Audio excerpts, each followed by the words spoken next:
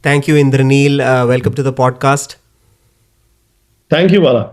Pleasure to be here. Glad we can make it. Awesome. Um, well, you're the fourth generation partner at the 80 plus year old Chitale Group.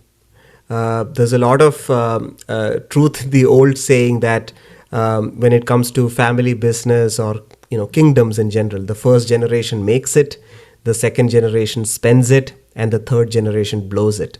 So it has been true for a lot of kingdoms and companies, but Chitale is going strong, fourth generation now, and may it go strong for the generations to come. How hard was it to come back to a family business, and explain to me this whole hierarchy of partners? How does that work at Chitale? Yes. So I think that there's one way of looking at your question is that basically there's nothing written about the fourth generation. So it's a clean slate to build onto.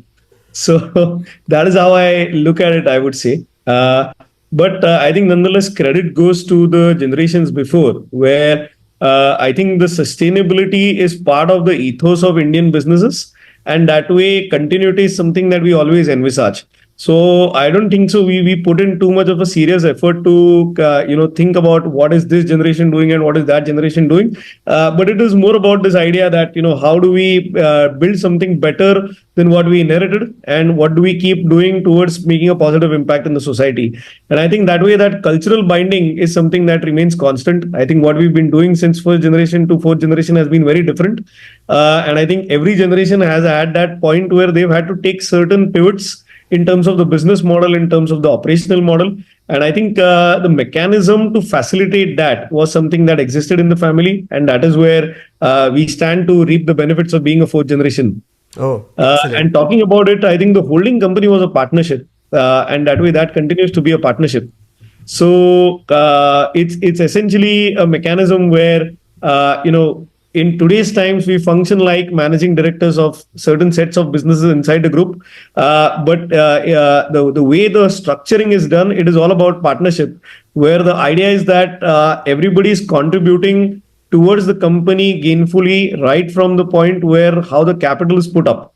So of course now the capital putting up is something that happened a lot of generations before, but nonetheless that is an idea that continues to be there, where the shareholders are not directly shareholders, but they are partners in the growth, and that way their ambition and the company's ambitions are something that we need to keep matching, and that way the returns to the partners instead of returns to the shareholders is what we try to do. But that's more or less the way it's structured.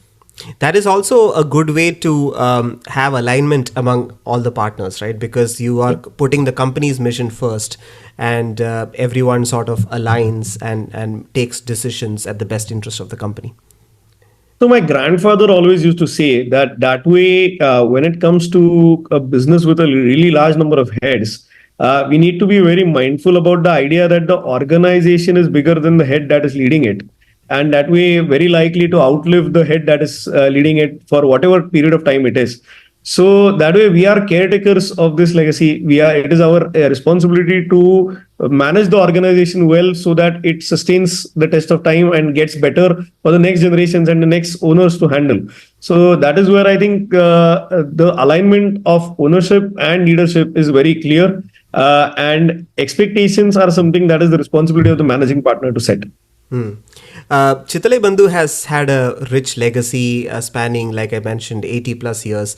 And it also has a very fascinating story, really humble beginnings. Your great grandfather was not based out of any big city. Tell me a bit about how it all started. Walk us through that process, or where it is today. So the legacy actually starts with my great grandfather, late BG Chitale. His name is still there on our oldest company, which is BG Chitale Dairy. And that way, he was the pioneer that in terms of setting up a business unit amongst the Chitale families of that generation. So he used to run a dairy farm in Satara district at one time in a town called Limb. That is where he continued to do business for a certain amount of time. But this was pre-independence in the mid 30s. And that is where he ended up losing all of his cattle and a lot of his farming in a couple of days due to a famine and some sort of disease that came at that time. So as with livestock in Indian subcontinent at that time, everything could be lost in under a day. So that is when he sort of got bankrupt. He didn't have anything to do, and he ended up. He had four children at that time, and his wife. He took all of them together and sat in a train. And a random person asked him on a train that, why are you moving with your family right now, and what exactly happened? So he told him that this is how it is. I have lost my business, and I'm looking at a new place where I can set up my life, because this is I can't build it here. So one stranger to him suggested that why don't you go have a look at this village called Bhilaudi, which was about 100 kilometers from where he used to be. It was on the banks of the Krishna River, and that way a fertile land where he could at least do farming and support his family. So he was of the opinion that, hey, looks like I have nothing else to lose. No harm checking this place out. He went there, he liked it, he liked the environment, and that is how it ended up setting up his base there, eventually growing up the business there. And that still continues to be the place where our family operates our dairy, also our fruit processing business there. And that way, it's come on to impact close to about 75,000 farmers. We manage over 200,000 animals through this network. And that way, we generate employment for more than 2,000 people over there. So that way, that continuity is something that that land has prospered us. And thanks to the British Railways at that time, we were able to bring the product out from a small town in Sangli to Mumbai and started as a B2B business. So multiple brands in Mumbai would buy our product and sell it under their branding. White labeling before the time. Yes, very much so. And this is like pre-telephony, pre-internet era, pre-electricity as well. So diesel engines used to be the case there. So what he realized is that he would not get visibility into the market at that time, sitting in a smaller village. And very often he would get cheated, saying that your quality was not great, your product was not right, it got contaminated, it got spoiled, so we're not paying you money. So he would end up giving 100 kgs but getting paid for 50 kgs. And he thought that there was something wrong. So then he asked his eldest son, late Raghunath Rao Chitale, who's my grandfather's elder brother, to come back from Gujarat, where he was working in a mill at that time, to set up a base in Mumbai and see what's actually happening in the market.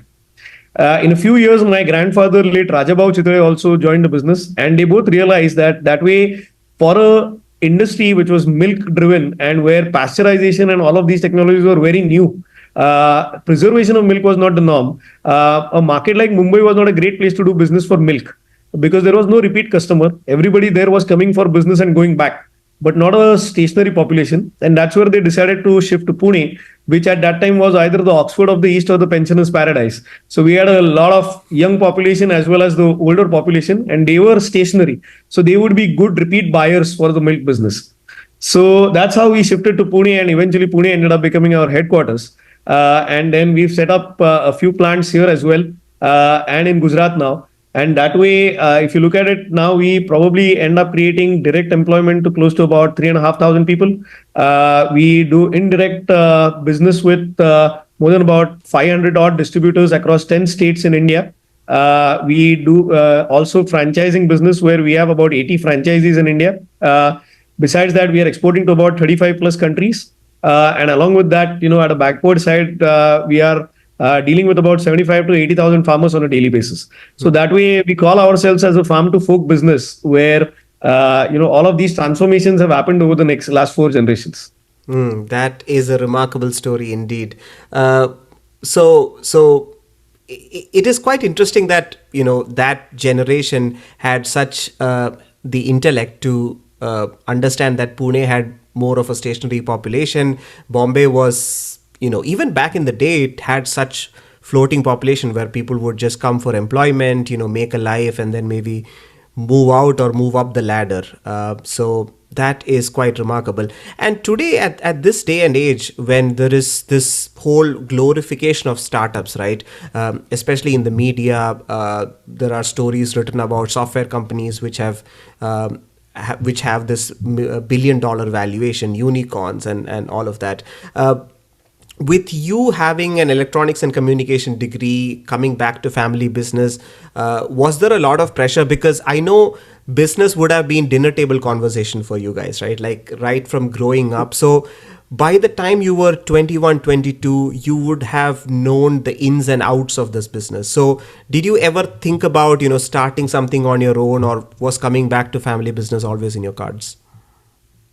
Well, I think even before I got into my engineering degree, that way the family was pretty well invested into the idea that he needs to get back into the family business. So whether you spend some time abroad, you do your education, you get some work experience, do what you want, but eventually this is where you have to end up.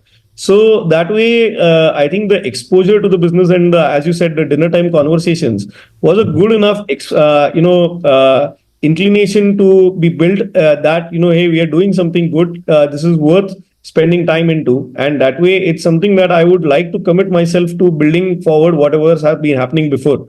So I don't think so it ever crossed my mind at that time that I should be doing something else or trying something else out. It was just about how competent would we be to lead this business, and how do we build that competency is something that we focused on to. Fantastic. So Chitale Bandhu, I live in the US. The most famous product is, or sort of the hero product of Chitale Bandhu is the Bakarwadi. And I hear that Bakarwadi is not actually a Maharashtrian delicacy. Tell me more about how Chitale Bandhu, Bakarwadis are standing out when, even though it is not a Maharashtrian product. Well, so I think for us to stand out, it took about 50 years. So this was in the 70s that we got to know about Bakarwadi as a product. But it was something which is of Gujarati origin. It continues to be a Gujarati product typically. The version that we make is something which is more of a Maharashtrian adaptation of that product, but something that ends up selling a lot more. So the credit, I think, goes to this one cook at that time who my grandfather came across, and he showed them the Gujarati version of Bakarwadi. My grandfather was pretty impressed with the product, but he thought that it was maybe a little too sweet for the Maharashtrian palate. So he tried to infuse it with a little more Maharashtrian touch amidst it, and I think that ended up creating wonders. So eventually, by the 80s, we sort of figured out how to make that product better and get a good enough repeat customer. And then there was a time when Bakarwadi Sampli was quite a norm or rage in Pune. This was before viral as a word came into the picture. But I think sometimes shortage would be the right marketing strategy is what we realized. But we also realized that if we don't scale up faster, we'll lose market share, or we'll lose category share to somebody else. So that's when in the 90s we automated that, and eventually now probably at one time we would do 300 kgs a day, we probably do 2000 kgs an hour now, and that's how the scale up for that product has been. Did he think about maybe another Maharashtrian dish that he could find similarities with when he wanted to innovate Bakarwadi? Because it is very unique in the sense it's spicy, it is a little sweet, but at the same time it is tangy, it is deep fried. Did it take a lot of iterations, or did he inspire from some Maharashtrian delicacy to come up with this unique recipe? So this is my thesis, but I think it's something that I have not faced resistance inside the family, so partially can be true. But in Maharashtra, we have a place called Nagpur, and Nagpur is known for a very, very typical dish called Pudachi Vadi. So Pudachi Vadi is very similar in shape to what the Bakarwadi that we make, but it is shallow fried and it is extremely spicy. In comparison, the Gujarati variant was a little more elongated, the way I see it right now, more like a ellipsoid shape, but similar like a circle and circle type of a pattern, but sweeter and tangier one. So I think the fusion of the two is what sort of we sought. And if you look at it, Gujarat is one way, Nagpur is the other way, and we were right in the middle. So probably that is how the inspiration came. But maybe that's about it. That kind of makes sense, when you think about it. Yeah, I have not tried the Gujarati version of Bakarwadi, nor the Vidarbh snack that you were mentioning, but kind of makes sense.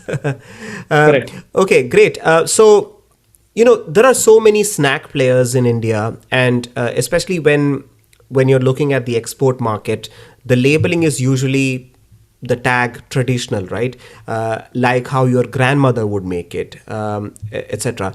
So when the adoption of mechanization became more and more prominent, did you also look at exploring or maybe coming up with snacks that are not traditional, and then it became a hit?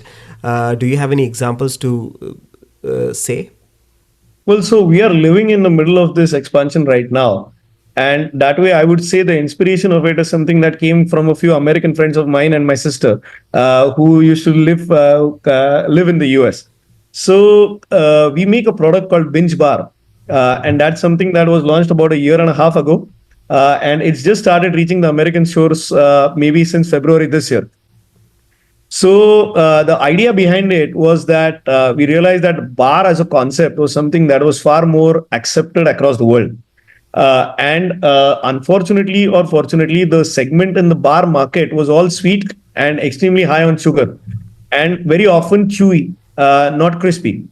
So my sister had a friend who was very fond of our cornflakes chowder, and he would end up eating cornflakes because Americans knew what cornflakes was. They were just like, this is a spicy cornflakes mixture. So out of that came the idea that, hey, this idea resonates well with the Western world, and there is a possibility that if we are able to make this into a bar, what would happen? Because that is where the form factor makes it easy for other people from other cultures to understand and adopt. So could we do that? And that is when we started taking trials. And we made a cornflakes chowder bar. Then we made a special chowder bar. Then we made a bhed bar. Then we have a upas chowder bar. We have a lemon bhed bar, and so many variants now. Where we are now, in about a month's time, we'll be setting up a line which will be making about 1,200 bars a minute, and be ready to ship across the world. So that way, this as a segment was something that we've seen as something that adopted more from a westernized idea, but amalgamated with more of an Indian fusional spicy mixes, and marketed in a form factor and a branding which is more appealing to a younger set of audience who are not naturally attuned or only accepting of Indian products, but they are okay with a more westernized branding of Indian products. And we seem to be getting a good response to it, and we are only getting started, is what I would say. You mentioned about increasing productivity, increasing units per hour. You mentioned about how Bakarwadi scaled up. A lot of the times when you are setting up an industry of this scale, the machines are coming from Germany, Belgium, Italy. I know you are not a fan of attaching geography tags to places and how you procure. I remember hearing one of your podcast episodes on that. But where are we in India to sort of manufacture or supply enough heavy engineering equipments to set up factories like this? What has been your experience? So I've seen a massive transformation in the way all these companies are looking at India now. So there was a time in say maybe 2000s or early 2010s where India as a market did not really figure out in the minds of Western equipment manufacturers. And the reality of India was that because India is like a nation of nations, because of the states and the cultures that we have, there has not been cases where traditional Indian brands have all become national brands beyond a few that you could name on your hands. So the requirement of scale and manufacturing was something that was not needed in India because everything was localized and sold across the counter. So that's why the engineering in India did not demand that scale to scale up manufacturing, and which is where we ended up adopting more from the Western world because they knew how to scale up much faster than Indians did because that was the requirement then.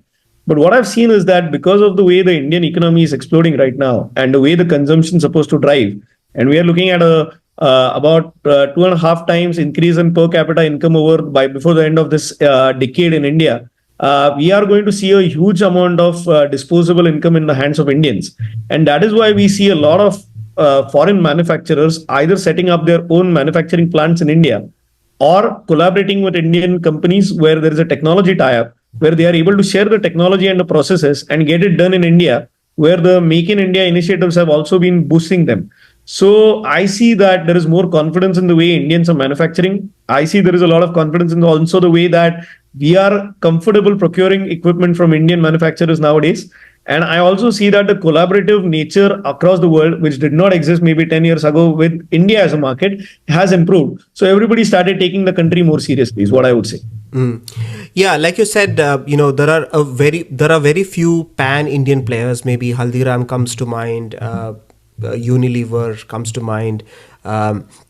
But for a company, for a regional snack-based company like yourself, or maybe a Sri Krishna Sweets down in the south, Adayar Anand Bhavan down in the south, for such region centric snack brands to scale up to like a Mondelez or like a Mars, what is the gap? Is it their solid distribution system? Is it the generous funding that they have to scale up to maybe go global?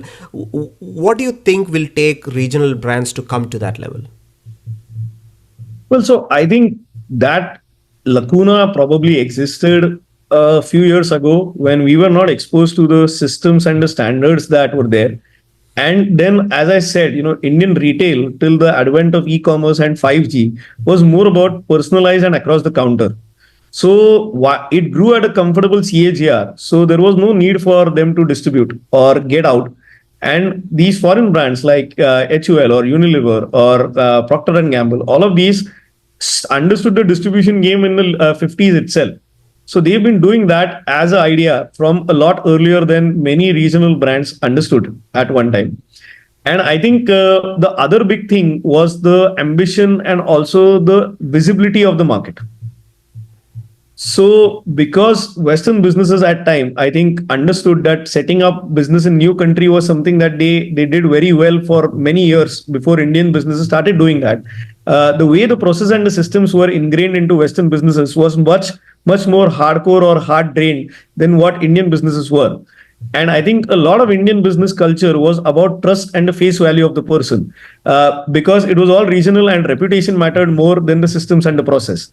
So as that change in consumer mindset, where the trust is sometimes let go for convenience or such small things, the way Indian brands will grow will change. And I think that is what is reflective of why they are investing now in processes, systems, adopting not just the technology and standards, but also the people from larger organizations who are helping them shape businesses which are more consumer focused, more safety focused, and something that deliver the same systems and quality assurance that what a traditionally globalized multinational would deliver. Mm. So you still think that maybe raising capital or going public or going the franchisee model need not be the best way to scale up. You can still scale up by being a family business. I mean, Mars is a family business when we speak about it, right? So I think what I would say is that where raising capital or going public also helps is in terms of putting in some sort of pressure on the promoter family to formalize the business sooner than what they would want to do. So it is a choice that the promoter family needs to make. But very often, because of the conservative nature of Indian families, and where we have a society where disparity is so high, very often many family businesses are cash rich. And that's why they rather like playing on debt or playing on internal accruals, or rather than going to markets. And I think that is also changing because of the way the startup ecosystem in India is growing. So with that as a comparative, nature against traditional family business, I'm sure Indian businesses will be more outward looking than what they were before. Excellent. You were talking about, we just discussed about scaling up and going international. I think with heavy mechanization and heavy investment, it is also important to market the products extremely well. And, Chitale having been in the industry for 80 plus years, I'm sure the company as a whole or the family would have seen marketing change right over the years. So from print or radio to maybe television and now social media. I was actually looking up some of the ad campaigns with Jagu Baba and Harsha Bogle, Yeah. hilarious ads. Yeah. How do you see that landscape changing, and how have you adapted to just how society has evolved? Well, so I think I'll talk about the consumption pattern here to sort of set the context on what has been the ethos of marketing at Chitale Bandhu. So, as a brand, till the longest amount of time, our face business was always the store business. And the way the transaction happened was where the consumer came to the store and we sold the consumer products across the counter. So, that way the exchange was always direct. So, when that moved to franchising, we probably lost direct access to the consumer because the franchisee owner talked to the consumer, but he was a representative of the brand. But then when we got into the distribution business, where our consumers are now spread across 10 states or 35 countries, we are not necessarily knowing where the consumer is buying all the time at all. And that is where brand share becomes a very important part of the marketing mindset, and where you as a brand need to be at the top of the mind share for them to make a purchase. So that way, for a brand where we not advertise beyond, say, traditional festivals in newspapers for the longest amount of times, or maybe say 70 years out of 75, it needed a change which was more of a evolutionary rather than a revolutionary one. And that is why we first set out doing more focus on the brand value and the brand communication point, where for at least 2 years, we did not really talk about the product at all, but we talk more about what Chitale brand is. And you'll probably see that with the digital ads that are there on our YouTube channel as well, where we've talked more about the bonding, the culture, the tradition, the idea of sharing, the idea of accumulating the family and actually sharing the joy around it, and how we as a brand is something who's an accessory to the promotion of joy. And we sort of set that image up first before we actually started talking product, because otherwise we would have just become one more product company where all we are talking about is A, B, C products.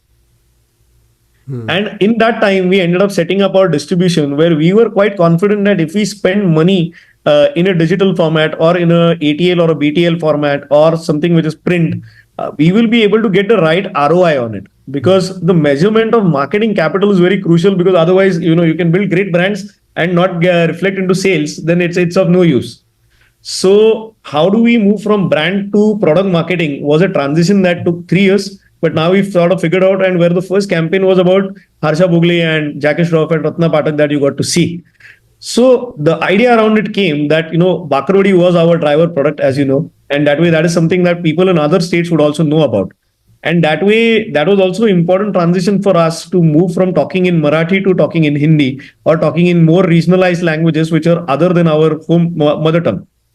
And while doing that, the driver product became the hook, and we started talking where the adoption was at times better because hey, Jackie Shroff is in that ad, so this brand must be doing well. So we got maybe 20 more counters per day in Gujarat than what would have happened before that. Or with Harsha Bhogle, we got a good enough validation where these faces who have better validation across the country than a regional brand like ours help us actually get new markets. And that is where now you'll see in the next 2 or 3 months even more stronger communication mechanism where we talk products, we talk call to actions, and we actually prompt consumers to make sale now rather than just be affiliated to the brand.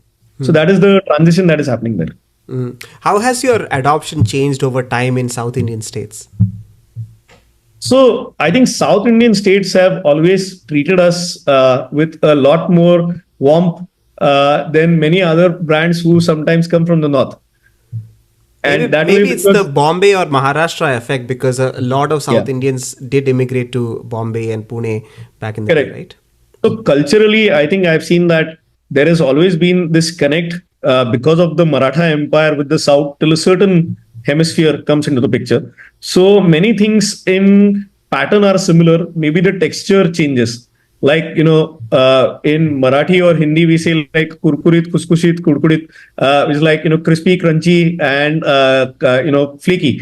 But the same product could be highly crispy in one part of India and it could be highly crunchy in another part. And that way the product might be the same, but the taste buds would be slightly different. So adopting to that was where I think we found naturally more affinity with the South than what we found with the North first. The North is something that we've just started developing, and I think the Bangalore market helped. And along with that, I would also say is that the IT industry in India helped, because Pune, Bangalore, Hyderabad, Chennai, all of them being IT hubs, there was a lot of cross migration between these cities where the food became a good culture to market.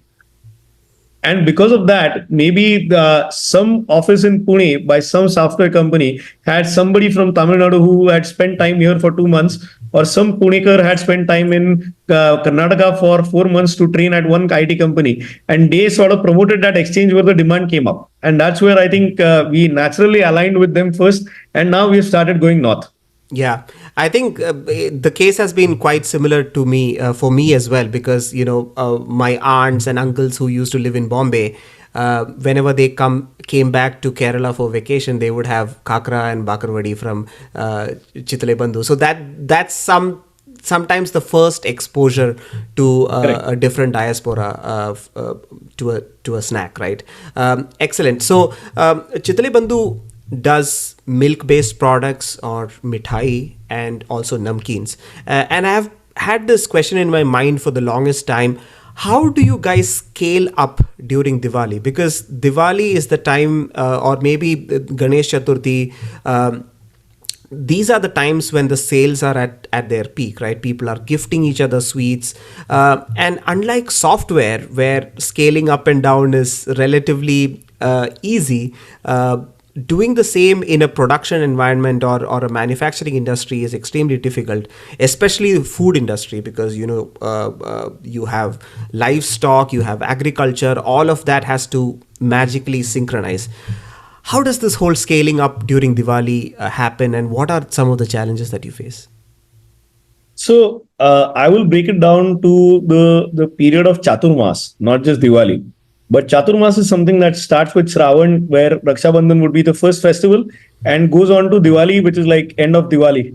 These 4 months are the holiest months of the Hindu calendar, and that way, what we end up doing in sales in that quarter would be equivalent to what we end up doing sales in the first 2 quarters of the year.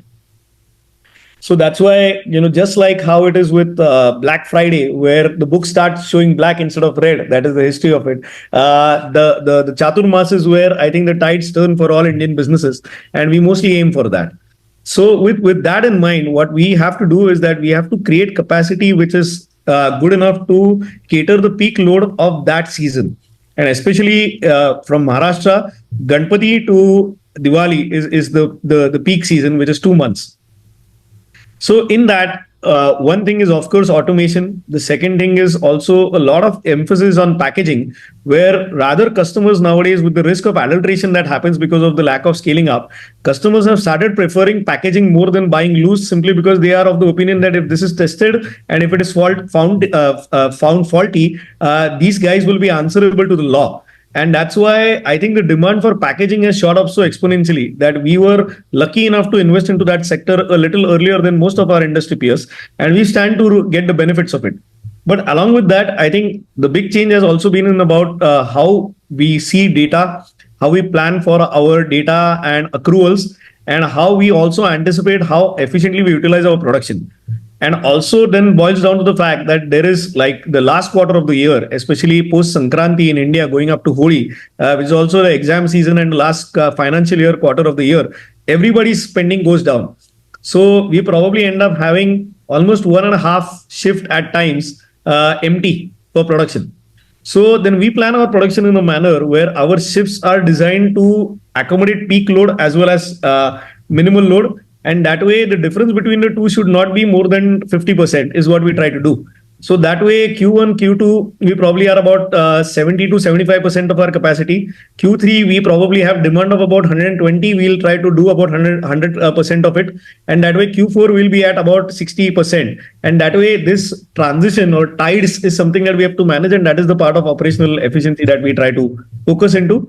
And then at times create capacity where the linkage of sales is around this as well. You mentioned about operational efficiency and efficiency improvement, right? And this whole push for automation and Industry 4.0 is the talk of the town. When you move from a manual process to automation, do you see a lot of pushback from workers, and how do you deal with that? Decision making. So there was a time when we did face that, but I think now the current decade, what I've seen is that the workers have kind of understood that sometimes automation actually makes their life easy. So in India, when we say automation, what we do is not about eliminating workforce. It is about reducing the risk of workforce. Because manual error is something that we wish to avoid more than reduce the cost of labor per se which is more often a challenge in Western countries, for example. So that's why very often automation is something that actually empowers the workforce in a manner where their quality of work life is actually better than what it used to be when it used to be about pure manual hard work. So reskilling of the workforce becomes an essential task. And what I've seen is that nowadays, with the advent of touchscreen phones, operating HMIs is something that is now very natural to the workforce of today. So even a 12th pass person will be able to operate a touchscreen with a reasonable amount of training. And rather, reskilling them is what we invest into, where we are rather able to create the managers of the future in the plants and actually create employment at the rural level where our plants are and retain that manpower there itself where their quality of life besides work is also better. So we rather emphasize this point, and that is something that our unions, our workforce have come to understand and appreciate. And rather, there is sometimes there is demand that more people want to work here, more people want to intern here, and I think we take that as a grateful measure that whatever we are doing is being appreciated. Oh, that is fantastic. I also wanted to touch upon selling in India versus export. I did this great episode with lawyer Murli Neelakandan, who worked a lot in pharma industry. He worked for Cipla for the longest time, and he was mentioning about how pharma industry is not regulated. There is a lot of adulteration. There is not a lot of quality control, and sometimes it lies in the hands of corporate to have some sort of a responsibility and ethics to bring out the highest quality products to the customers. And I have heard you talk about how you use groundnut oil, and where you could have come up with other substitutes to bring down the price, but you did not. So tell me a bit about maintaining the highest quality, and do you see any difference in the so-called export quality versus what you sell in India, or do you sell the same quality of products everywhere? So I wouldn't say there is a difference in the product that is manufactured. Sometimes there is a difference in the ingredients from a regulatory perspective. Like Europe, for as an entire market, does not allow any milk product from India to be sold there. So we can't really sell our mango burfi there. We have to sell a different mango burfi product which is dry fruit based, not milk based. So that way, this regulatory change sometimes prompts us to have different recipes, but per se, the product that is cooked does not really change. Sorry What to pause changes? there, but did the European Union give a rationale as to why milk-based products from India? Well, so there are complicated reasons to it, but I think Okay. one of the big reason to it is that milk is a important business lobby in Europe as well, and that way it is also a very important source of income for Indian farmers. So Indian government is very protective about not letting other countries' milk products come to India because that will disrupt the farmer pricing in India. So when India is protecting its market, there are other countries who say that if you don't open the market for us, we will not open it for you. And I think I'm not complaining because it is very important that the Indian farmers are protected at this time being because they are the most vulnerable set of the community at this moment. Yeah, thanks to climate Because they're change as well, self-employed that and is not affecting protected. quite a bit. Yeah, yeah. Because they're not, they're self-employed and not regulated. So which is a very, very high risk sector. So the more stability we give to the farmers as businesses as ecosystem, I think the better it gets. Okay, So that's not that's as the bad part as of I it. thought. Okay. No. So no complaints on it. I think coming back to it, when it comes to export, what changes is the packaging material. So in India, no matter how great your packaging material is, the customer rationale is still very accustomed to buying fresh. So you'll not buy a 6 month old product even though the shelf life is 1 year. And then the replenishment cycles in India are also very faster. So very often we don't need that high quality packaging in India because a 4 month shelf life is more than enough for the market in India. And that shelf life, very often, unlike in Western countries, is not for the consumer. It is for the retailer to be protected. That hey, I have 4 months to sell the product, so let me not worry about the product not getting sold and getting expired. With the export market, sometimes the shipping itself takes 60 days. So the product to reach the shelf is about 75 days from the date of manufacturing. So with that, you need shelf life, which is about a year. And that cannot be achieved with the same packaging materials which can be used in India. And they are more expensive. And that is where I think that distinction is what we do. But that's where I think the distinction stops because, you don't need a one size fits all strategy around it. And I think coming to the point where your the lawyer that you spoke to who talked about Cipla, I think this has been part of the Indian business DNA, I would say, in terms of doing something which is more ethically sound.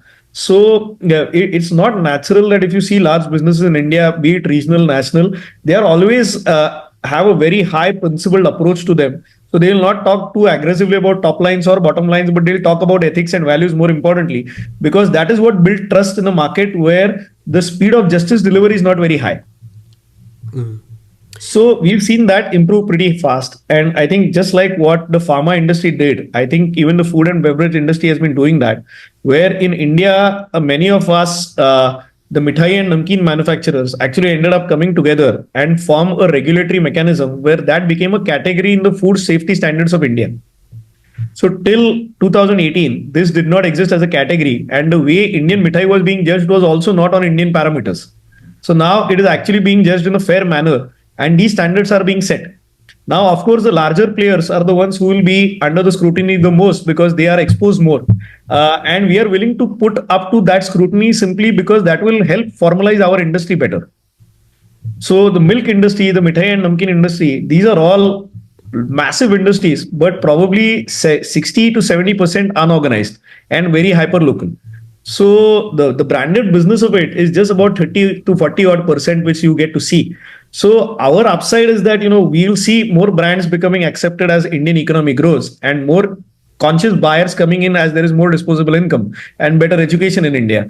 So that's why there will be a shift from unorganized to organized and more systemized approach in India. And this is a transition that we are witnessing since 2018. And I think it will become even stronger with the help of so many mediums that are educating the consumer now. Mm. Wow, that's an eye opener because I did not know about this whole regulation that that the top mithai and namkeen players have come together to set up. So that's a very important information. Indraneel, before we end this podcast, I wanted to touch on the idea behind healthy eating and veganism. It has started to become like a movement, and fair enough, they have their own reasons, but how do you see this going? Because there are so many players that have come up with quote unquote healthy snacking, while there are reports that India is the diabetes capital of the world. Maybe it is genetics, maybe it is lactose intolerance in the majority of the population, or maybe it's just sedentary lifestyle and the eating habits. So how important is it for a snacking company to innovate and come up with products to cater to this? And how do you in general see the health and habits of an average Indian? Well, so I think the stats are there. As a developing country, we have more deaths thanks to heart diseases than we have due to cancer, and which is a very big anomaly to showcase the kind of health that Indians are having. And along with that, we also now are looking at becoming the diabetic capital of the country, of the world. Sorry. So that reflects that. Probably the choices of food that we are eating are not reflective of the lifestyle that has evolved for the Indians. So we must understand that in the last maybe 40 to 50 years, particularly, and in the last, since the liberalization in the 90s, the lifestyle of an average Indian has evolved very dramatically. Where at one time we were predominantly a village-based economy, and where farming and working hard physically was the norm of the day, and where people would even take the effort to cycle to work. Now, I think everything has evolved into a more stationary aspect of life. And we are working long. Our growth is also making us subject to congestion, pollution, and so many other stresses which are beyond our control, but part of the growing pains of an economy. So, amidst this, I do see that there are more upwardly mobile Indians who are making conscious choices about what they eat. And I think the big constraint with India is that the cost of nutrition in India is too expensive, and as a nation, we are highly malnutrition for kids below age 8. So that's something that we've been working on as a cause as well, because what we see is that the healthier the children, the better their health and their longevity as well. And amidst all of this, one of the easiest fix is fixing your diet. So, of course, does diet fixing only help your lifestyle? No. But can it help incrementally? It does. Along with that, can you work out better? Yes, you can probably. Along with that, can you be a little more active? Probably yes. So, all of these are incremental steps which I think Indians will start doing more and more as things improve and things start getting better. And when that happens, we don't want to be a brand where we don't have that choice for our consumer. Rather, we want to enable that choice in our consumer window, no matter how big or small it is, because the choice has to be with the consumers, not with what the mandate or the health mandate comes around. It is about empowering the consumer with different choices that, hey, you are in the mood for celebration, we have something that you can indulge into. You want to get into a strict mechanism, we have sugar-free sweets, which will not, disturb your keto diet as well. Or, we have snacks, which are something that are probably, so we are right now working extensively on air frying. We are looking at reducing the percentage of oil in our products by about 20%. So all of these factors are something that we are just making sure that our consumers have a choice of incrementally improving what they consume. I don't think so. Preaching anything particularly is something that we can do. But as a food company, I believe it is our right that we improve the quality of nutrition for every gram that we sell. So what are we doing for that is where I think the big question as a top of management comes into the mind. And that is where I think our R&D has been focused, our marketing has been focused, also the kind of brands and sub brands we are creating for these healthier choices is focused. And I think it will grow. But particularly, I think because Indian population is where we have about maybe I think 70% population who's predominantly vegetarian. I think the vegan mechanism or the vegan ideology is something that has not really blown out of proportion in India yet, because we are naturally closer to what they do besides consuming dairy, maybe for that example. So that's why I think the trends in India will be slightly different, but nonetheless, they will be about making better choices, and the financial inclusion will make sure that people make better choices. So when they do that, we want to be the brand which helps them make better choices, and that is what we want to position us to. Fantastic. Well, Indraneel, it was a pleasure talking to you. Thank you for giving us such amazing insights, not just about the history of Chitale Bandhu, but about how you look at the market, what you see the gaps are in going international, and some of the challenges that you face as a company and your path forward. So thank you so much. It's my pleasure. Thank you. Thank you.